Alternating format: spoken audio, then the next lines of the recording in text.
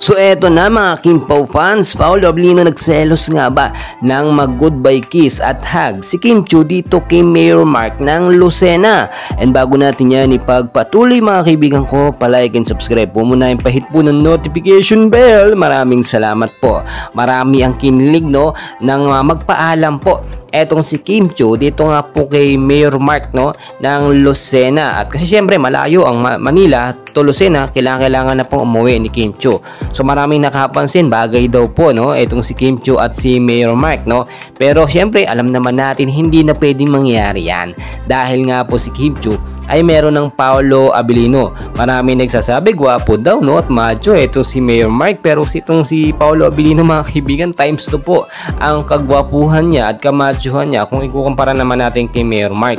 So talagang nakita natin no itong si Kim Chiu meron ng Paolo Abilino no. Wag na po nating ipilit yung lalo na yung mga bashers no itong si Kim Chiu dito kay Mayor Mark dahil trabaho lamang po ang kanilang talagang pinagsasamahan. Si Kim Chiu naman na goodbye kiss lang siya, beso-beso at konting hug, hindi naman po masama yun.